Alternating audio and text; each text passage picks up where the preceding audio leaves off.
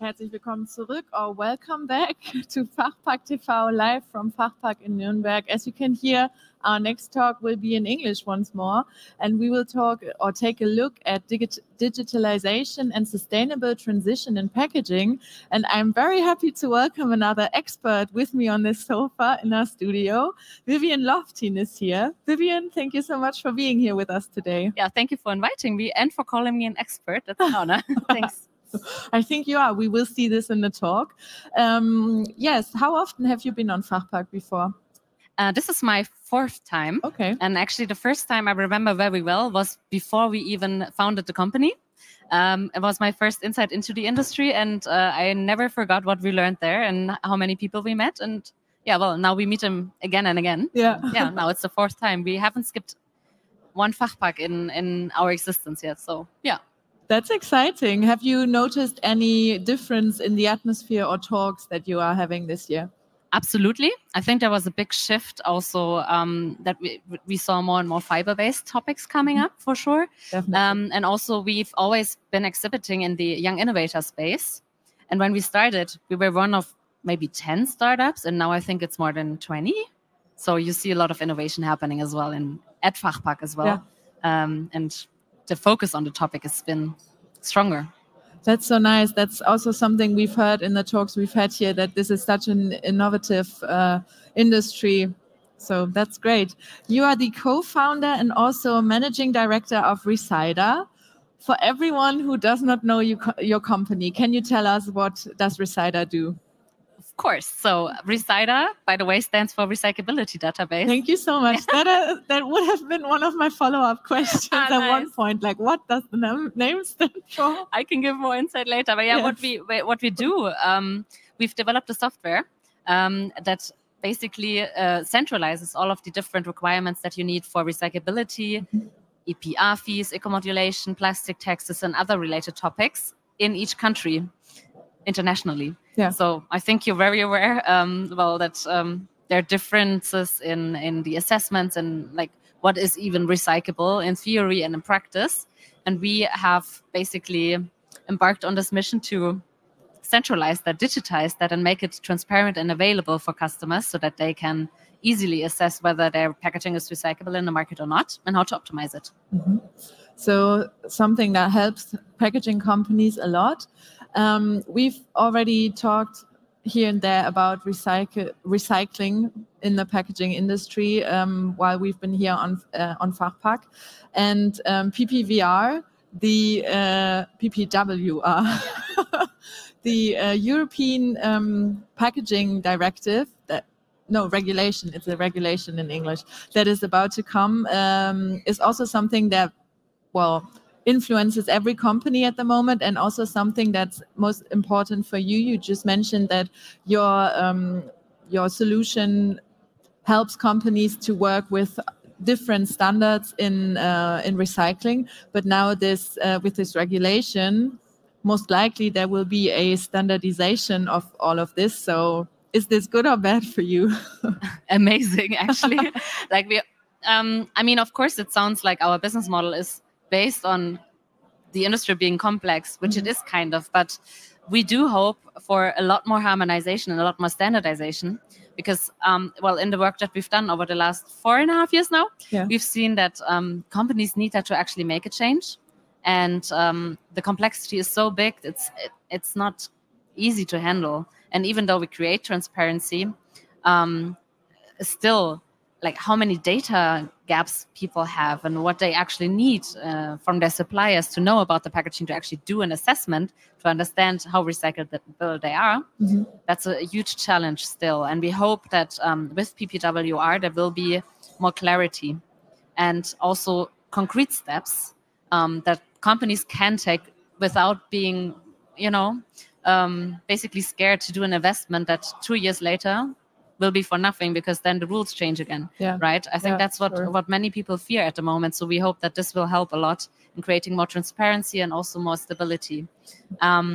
Still, our business model works because we're actually also implementing a PPWR forecast to see, with the first drafts being published, where would we stand as a company right now and what packagings do we have to look at?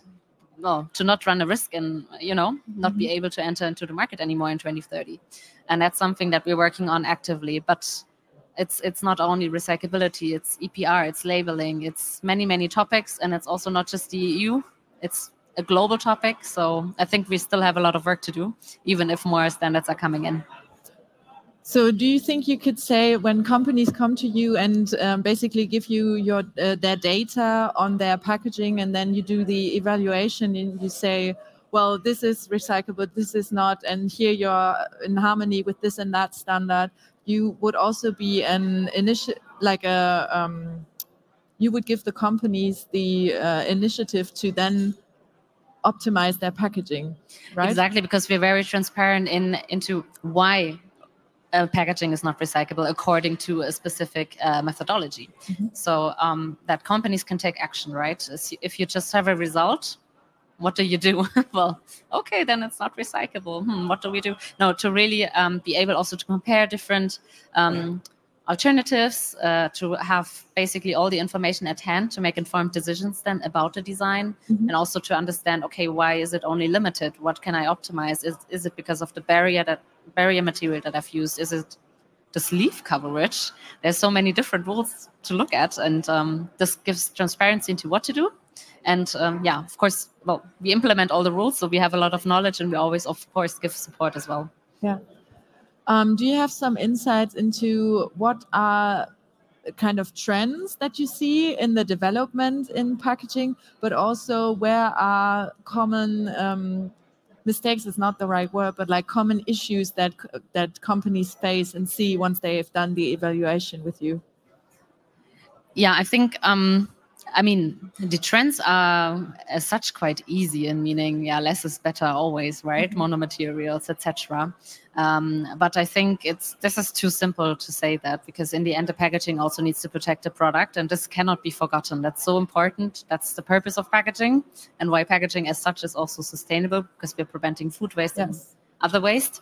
But like taking the complexities and thinking even about new concepts. I think that's something that we see a lot as well. So new packaging types, new materials, new combinations, but also just doing a lot of research and innovation. That's a big trend. And I think that's incredible and also amazing to see here at FACHPACK, many examples that are exhibited. But now it's also about not just piloting them, but to actually using them at scale, right? These new concepts. And I think one of the struggles that I see is in these innovations that maybe it's more expensive, or maybe you have to change something in your production lines, or maybe it's also not as convenient as it used to be for consumers. We have one example actually with one customer. They went quite a big step, in my opinion, because they changed a pump to a flip top. Of course, the pump is super convenient, but it's a lot more material. There was a metal part in it, which led to some difficulties in sorting, and they changed it completely. And of course, now the convenience factor is gone, but still it's fine to use, but it's a lot more sustainable, and it is recyclable now, and that's a big difference. But you need to make compromises. Yeah. Also a big and brave step if you're compromising on easy use and everything. Tell us more about your companies. Is it mostly big companies that come to you and use your solution, or is it also smaller companies that maybe, like, who needs more help maybe as well? There are big differences. So we do work as such with the whole packaging value chain, to be honest. We have customers from the packaging producer side, but we have mainly brand owners that work with us, but also retail. And connecting them is super interesting to think about. But I think the more complexity there is in the portfolio, the more different packaging formats and types and materials you have to look at, and the more countries you also serve, the bigger is our impact as well. So that's where we started, to understand like the really big issues, the big portfolios. But of course, when you think about enterprise customers, they do have resources, they have teams, they have already some experts in-house, they have packaging data available. Not everything, but there are some steps further than some other companies. Not generalizing, but I think one of the main struggle also in medium-sized companies is having the knowledge and having the resources internally and building these up to actually be able to cover all of this. Yeah. So we try to serve them all, but we're a startup. We always have to focus. We focus a lot on the big ones right now, but also extending our software to also give more knowledge and be more educational in what we can give. So not only answering what the guideline does, but also, do I even need to follow this guideline, or why is it important for me? That's our steps that we want to take to also help these companies that need to build up knowledge and resources with our software and give them even more information. Yeah. Do you have one advice that you would give companies who are just starting to do this transition towards sustainable packaging? Don't be scared. Don't be scared. And I think you have to start somewhere. I think that's my advice. And what I really would like to highlight is it's important to start now. But I think it's also natural to not be at 100% perfect packaging data yet. But still, this shouldn't be a factor to wait, because then it gets really tight with the timelines. And even now you can have a lot of impact. Just looking at some examples, starting to also understand, okay, what do we actually need? What systems do we need? Where do we get our packaging data from? How do we get it in order? So I think that's one thing. And in the end, what I've learned so far is it's all about people that push it internally, push these topics internally, because they are also passionate about it. And just pushing together is important. Okay.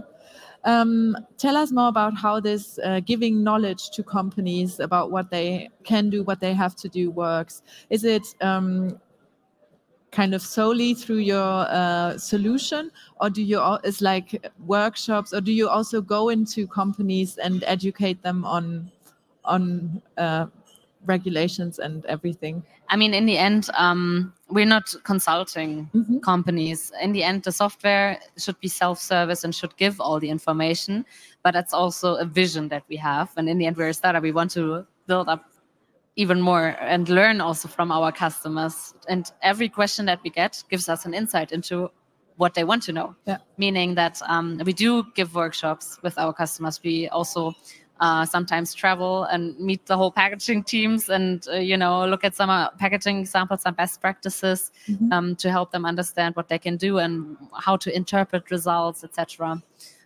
So that's definitely something that we love doing, because it's a win-win. It helps us also understanding our customers better.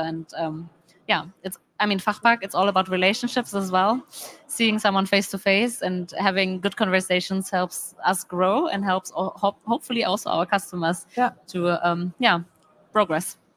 You just said you could still be considered a startup. You've told me that how much you've grown in the last 5 years. You now have 26 employees, or a team of 26 people. Can you tell us more about your journey kind of through the packaging industry? Where did this idea come from to start such a software solution? Yeah, I can proudly say it was not our idea. In 2019, we were part of a project by Futury, and they bring together industry partners with talents and startups. And we were back then one of the first missions in the waste sector for them. And we were matched as a team. I didn't even know my co-founders before. We met in the project, and there were 10 different companies along the value chain that gave the idea to us. The idea back then was, providing a world map of recycling.